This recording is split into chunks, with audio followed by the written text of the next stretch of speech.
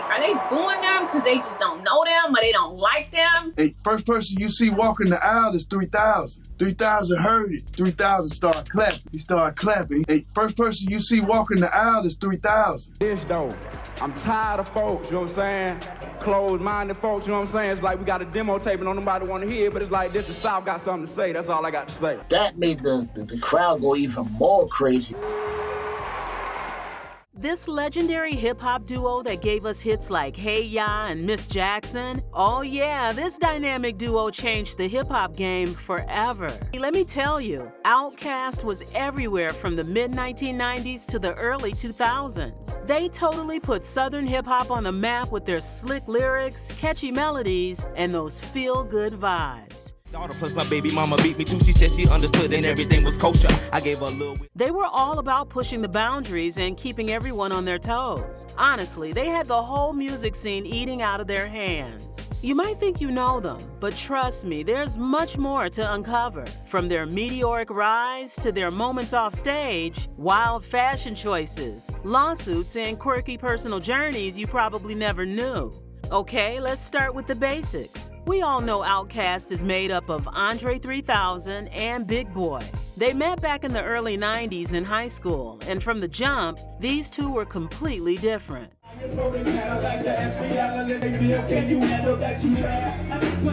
Up with Big Boy. Before we made a group, we used to just sit down and listen to albums, what we thought was great albums. You know, like people out of high school, they went into certain albums that we went into. Like a lot of people from my school didn't like, a Tribe Called Quest album or a De La Soul album. I mean, we thought those were great albums, and we were listening to those albums and listening to stuff like Raheem the Dream, saying Two Live Crew, Dodge Effects, whatever was going on at the time. We used to just watch videos and say, man, we can do that, and we can probably actually do it better, than some of the other people out there doing it. Total opposites. Andre 3000 is the eccentric, artsy wild child who once rocked a kilt on stage. And Big Boy, smooth-talking, southern gentleman who keeps it all grounded. Together, they're like night and day, but somehow it works. OutKast gonna break up because we were so totally opposite, you know what I'm saying? Some people be calling it the odd couple or whatever, you know what I'm saying? But that's our formula. It's always worked like that. But don't let their friendship fool you. These two have been bumping heads behind the scenes for years. Did you know these two almost broke up way sooner than you think?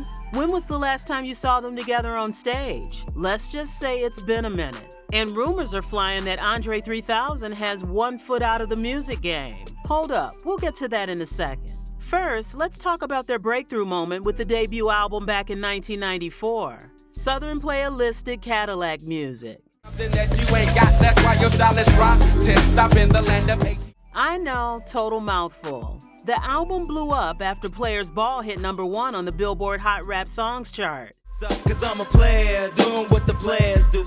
OutKast put Atlanta on the map. You know what I'm saying? So just listen to the lyrics. But OutKast gave the South at that time a voice. They gave Atlanta a home in hip-hop. Total game changer. Then they really hit their stride with their next two albums, ATLiens Best to wear your sweater cause I'm cooler than the polar bear's toenails. and Aquemini.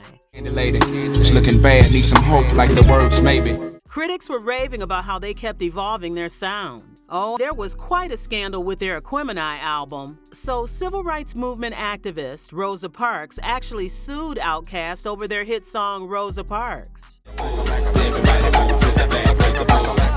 claiming the lyrics were disrespectful and that they used her name without asking. Can you imagine? Well, the lawsuit was dismissed, but that wasn't the end of it. Parks tried to appeal, hinting that her legal team might have had some shady financial motives. But here's where it gets juicy. Her niece stepped in and basically shut the whole thing down, saying that Rosa wouldn't want to hold back OutKast's success over something so trivial. Can we say tables turned? OutKast threw some serious shade by filing a lawsuit against an Atlanta-based dance music duo, ATLiens. We just to the beat in the zone. Honey, I'm home, but I'm not. Can you believe it? OutKast claims these newbies are using the name without their blessing, and now they're out to protect their trademark rights. I mean, come on. ATLiens is basically OutKast's legacy. They're not letting anyone snatch that name without a fight. Let's just say OutKast isn't playing around when it comes to defending their brand. Now, we have to talk about OutKast's fashion, because if there's one thing they're known for besides their killer music, it's their legendary style. And it was sometimes just thoughts on top of my head, sometimes funny thoughts, things to make the audience think, so it was just fun to me, and started with 1 or 2 suits. I'm gonna keep it going, just changing them up. Remember those wild, unforgettable outfits? Andre 3000 was always turning heads with his bold colors, funky patterns, and eccentric vibes. Every look was like a fashion show, and Big Boy, he kept it so smooth with his slick suits and hats, serving total boss energy. But here's the tea. Their fashion wasn't just for show. It was a rebellion. These two weren't here to blend in with the usual hip-hop crowd. They wanted to break all the rules and stand out. And they absolutely smashed it. Let's not forget when Andre showed up to the 1995 Source Awards wearing a full-on green velvet turban. Everyone else was rocking suits and chains, and here comes Dre looking like he just stepped out of a fashion vortex. Talk about drama. Whispers say that Big Boy didn't like it. He was like, "Bro, what are you doing?" And there's that infamous moment at the Source Awards when OutKast won Best New Artist and the crowd booed them. How you gonna get booed and you just won Best New Artist? The tension was thick, but Andre wasn't having it. He got up there and declared the South got something to say. At first, I was like, are they booing them because they just don't know them or they don't like them? Hey, first person you see walking the aisle is 3000. 3000 heard it. 3000 started clapping. He started clapping. He started doing like this all the way to the stage.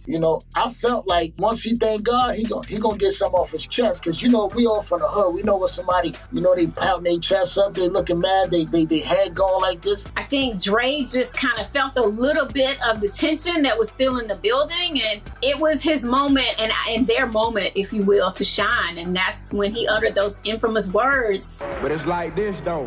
I'm tired of folks, you know what I'm saying? Closed-minded folks, you know what I'm saying? It's like we got a demo tape and don't nobody want to hear it, but it's like this, the South got something to say. That's all I got to say. That made the crowd go even more crazy.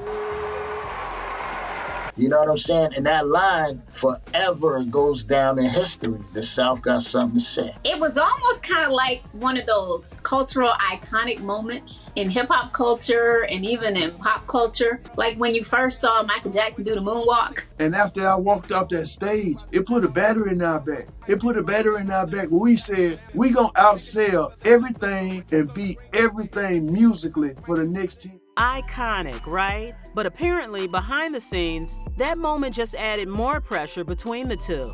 Big Boy was trying to hold things down, while Andre was getting weirder by the day.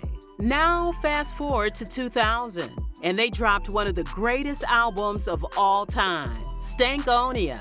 The album had bangers like B.O.B. and the iconic Miss Jackson. I'm sorry, Miss Jackson. Ooh, I am for real. Which went all the way to #1 on the Billboard Hot 100. They were unstoppable. Oh, and did I mention Miss Jackson snagged them a Grammy for Best Rap Performance by a Duo or Group? Yup, legendary. But here's what you didn't know. Rumors started swirling that Andre's relationship drama was making things awkward. You see, that whole song, total therapy session for Andre. It was allegedly about his breakup with singer Erykah Badu, and y'all, she had Andre out here wearing knitted pants. Then came Speakerboxx, The Love Below. So click the ticket, let's see your seatbelt fasten, trunk rattling like 2 midgets in the backseat. The album that took them to the next level. But hold up, word is they were barely in the studio together, recording their parts separately. Andre was all about experimenting, going off into this funk pop outer space vibe with Hey Ya. You think you got it, oh, you think you got it. While Big Boy was holding down the southern rap roots with The Way You Move. The big girls need love too, no discrimination is. Were they breaking up without saying it? But even with all that drama, they cleaned up at the Grammys. They won Album of the Year in 2004. Speakerboxx, The Love Below, OutKast. Huge deal. But after that, things got real quiet. I mean, we could almost hear crickets. Andre started focusing on his acting career, popping up in movies, while Big Boy kept grinding, releasing solo projects. Fans were panicking. Were they done for good? Was OutKast over? And here's the kicker. After their last album, Idlewild, released in 2006, Don't you worry about me. fans were left wondering if this was the end of OutKast. Andre and Big Boy went on to pursue solo careers, which led to speculation about a rift between them. Rumor has it, Andre wanted to retire from music altogether. I haven't been making much music, man. My focus is not there. My confidence is not there. I tinker a lot. Like I'll just go to a piano and I'll set my iPhone down and just record what I'm doing, move my fingers around and whatever happens. But I hadn't been motivated to do a serious project. Sources close to the duo said he wasn't vibing with the rap scene anymore, while Big Boy was still all in. Andre even said he'd trade all the fame and fortune just for a little peace and quiet. I mean, who would have thought, right? But here's the real scoop. His desire to step away from the limelight just shows how much he struggles with all the pressure and expectations that come with being such a huge star. I ain't got no raps like that. Like it actually feels, sometimes it feels inauthentic for me to rap because I don't have anything to talk about in that way. Like I'm 48 years old, and not to say that age is a thing that dictates what you rap about. In a way it does. And like the things that happen in my life, like what do you talk, like I gotta go get a colonoscopy? Like what do you rap about? My eyesight is going bad, like. But you're not just any rapper, like you're a top 5, to many people. To me it's like you're basically being like, I have a very beautiful sports car in the garage, but I choose never to drive it, which is your talent. Talent is one thing, but honestly, I think timing and momentum is more important than talent and the energy of it. Like talent, it's a lot of people with talent, and we're seeing that now. Like there's so many dope people on the internet like that are just raw, but it's your timing, is what you're talking about, is if you're catching the zeitgeist of what's happening in the world. And like my goal is I want to connect. I'm not talking about nothing that I can't connect with, and have you tried? It's no use. Yeah, I try all the time. Like I'm open to producers now, like the young producers, and I get beats all the time. Like, and people send me songs like to get on remixes and stuff like that, but I don't be knowing what to talk about most of the time, Do you think that's about expectations or lack of self-belief? Like, where do you think that comes from? Like I think you're your best and worst critic, and I only work on feeling. Feeling is my only barometer of what I'm doing. Like I don't feel like I'm the best rapper. I don't feel like I'm the best producer. I don't feel like I'm the best singer, actor, none of that. It's just for me, my gauge is feeling. And that's always been that way, even within OutKast. Like if it felt right, I ain't care what other people thought. It felt right, it was like, I ain't gonna argue with what it feel like. And if it don't feel right to me, which it hasn't in a while, like when it comes to rapping or vocal, type of music, I don't do it. His refusal to conform to industry norms led to significant decisions, like turning down $100 million lucrative offers, including a Super Bowl performance due to creative disagreements. So you gotta understand, he kind of like, I don't want this, bro. Like, I'm cool, you know what I mean? That's what it took him so long to even go on stage and perform the album, because it was so big at the time, bro. Like, they probably turned down $100 million just on shows. This commitment to artistic integrity often put him at odds with commercial expectations. Poor Andre. He'd rather be chilling in the background than dealing with all that Hollywood madness. What's your process like making music these days? Do you make much? Not so much? How would you say? I haven't been making much music, man. My focus is not there. Andre 3000 and Big Boy have always maintained that they're still friends and collaborators at heart. Like my man, like Drake, like he cool, man. But as far as a friendship, when people saw us at the game, it was like, oh my God, this warms my heart. This makes, I mean, cause we like everybody, little brothers and uncles. We started 16, 17. When you got rappers getting on now, 20-something, 30, if they give me their real age. You know what I'm saying? We really started out youngsters, want some real Jedi. So to now be, like mid-40s, still handsome, strong, with good skin and a strong back. Absolutely. And we can walk up and down the bleachers and cheer our sons on. Actually, Seven, Dre's son, is my godson. He came to the game as well. To see his god brother play, and it was beautiful, man. Like, flew out. I think Dre might have been at the Holiday Inn Express. Eugene ain't got that many hotels. I had a rental car, picked him up, went to the game, just had fun, man. But they made a comeback. OutKast reunited for a tour in 2014 for their 20th anniversary. And guess what? People noticed something was off. During their Coachella performance, folks said the chemistry wasn't there like it used to be. Andre seemed distant, while Big Boy was giving it his all. Some fans were even wondering, was Andre forced into this reunion? I ain't been on stage in damn near 15, 20 years. So it's like, it was odd for me. And actually right before the show, you see Paul McCartney walk and go to the left side of the stage. And then Prince walks to the right side of the stage. What the man? And, you know, there's new technologies like earbuds and like, I'd never used earbuds in my life. We were always just in front of the monitors or listening to the speakers. So if you're watching the Coachella show, like, I got people in my ear talking and and it's like, what the hell is going on? So halfway through the show, I was already checked out. Yeah. Like, I was already in my bed at home. So I was just trying to get through it. And so, yeah, the show happens and it was a bomb night. It was horrible. In my eyes, horrible. The very next morning, I get a call from Prince, which I don't know him like that. I don't know how he got my number. I do not know. And first thing he says is, you know what your problem is? You don't realize how big y'all. And then he was like, you got to remind people who you are. And from that point on, like, it's like, okay. And Andre 3000 is getting all deep these days. He's been spilling the tea about his love for wind instruments. Yes, wind instruments. And that's what his new album, New Blue Sun, is all about. And let me tell you, it's nothing like his OutKast days. You've said, I think, that you at one point felt disconnected from rap. Yeah, only because there's so much happening right now and you don't get the rap calls like, hey, jump on this beat or, you know, and you have to be doing something to be a rapper, you got to be rapping. I haven't been rapping, like I don't hang around the studio, I don't sit and try to rap every day. So it's just not even a lifestyle. Like when I was younger, and that's all I did when I was younger, and especially like starting out. But here's the real tea.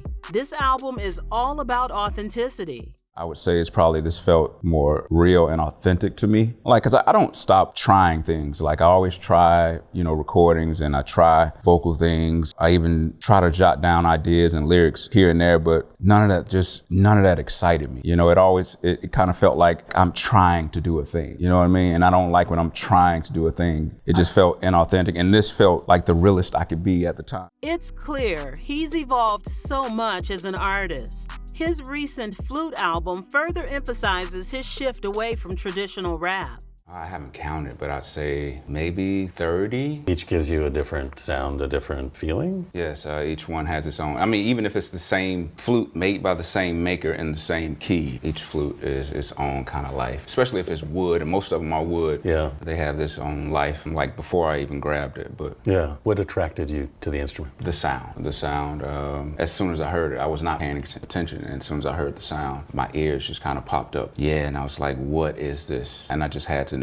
What did you like in the sound? It was a humanness. There was an immediacy of getting sound. It was portable. Totally different vibe, but still so Andre. He's also super into community and creativity, saying he wants to inspire others. How wholesome, right?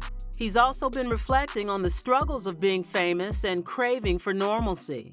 People don't want to say it. Like, it is a great blessing. Like, I'm actually blessed to be able to create in front of people and get ideas off. That's the biggest blessing out of being famous. But being famous really sucks, man. Like, it's so unhuman. Like, I can't remember his name, but there was this classical pianist that said it's actually unnatural and actually detrimental to a human to have that much admiration, because it actually changes the way you think. It changes the way you move, you know, like your family, and not have people follow you and chase you, and you can't take your kid to the park and play because people will follow you. Was your life ever like that? At certain times, I think maybe at the height of OutKast, like years of like letting it simmer a little bit, and I'm older now, so a lot of people, they see me like, you look like him, but nah, that ain't 3000. So I miss certain things about normalcy, and like I'm an only child, so I've always kind of been to myself anyway. I kind of like my solitary kind of chill life, and I think you do have a choice. Can you blame him? He's reflecting on how fame has changed him and how hard it's been to stay connected with his music.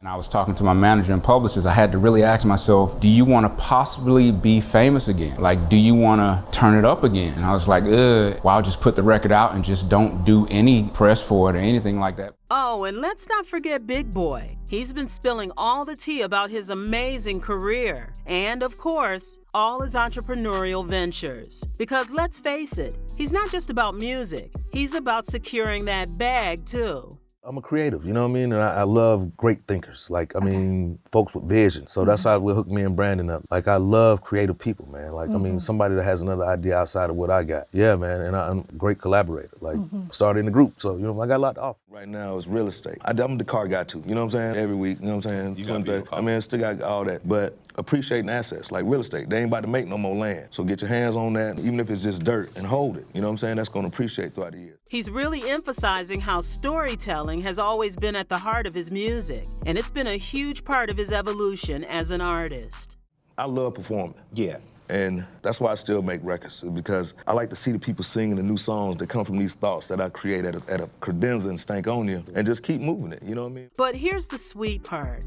Big Boy is all about fatherhood these days. Really, besides like the music, actually even before that, being a great father to my children and role model to them and see them thrive and be successful in this life is my biggest accomplishment, period, in life. You know what I mean? The music was something that helped me provide a life for them that, you know, I didn't have, but at the same time, giving them that discipline and making them earn what they work for. You know what I mean? So, yeah, fatherhood, that's my thing. No knucklehead stuff. Like, my daughter's a child psychologist. She graduated from Auburn University. My son, Bamboo, went to school for architecture. He's now my property manager at all my Airbnbs. He's a monster. Yeah. And of course, a little Peasy, Cross the baby, is at Nevada, the Wolfpack. Got 2 more years to go. This is breakout years of running back up there, man. I'm proud of all my. And he's so committed to mentoring youth through his foundation. Big Kids Foundation about 13 years ago. And my focus has always been, you know, motivate kids and to put that impression on them as a mentor. And like I said, it's better to mold a young mind than it is to prepare a broken one. Rhyme the same or sound the same. I don't want to hear the same sound, the same beat, the same keyboards, or the same guitar licks. Like, so it takes time. And it's like you're digging in a gold mine for something that you haven't heard before. You know what I mean? So when you hit it, it's like, okay,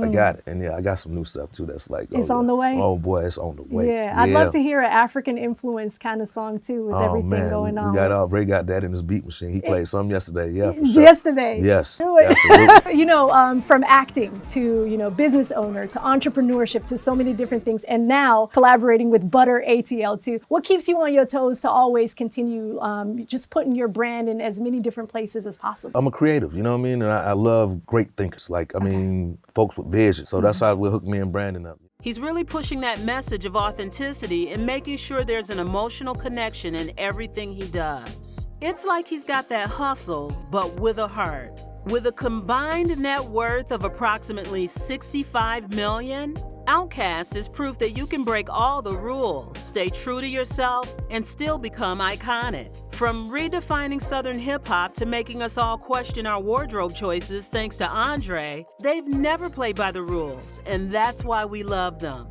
Whether or not we get another album, fingers crossed, their impact will never fade. But hey, who knows? Maybe one day they'll surprise us again.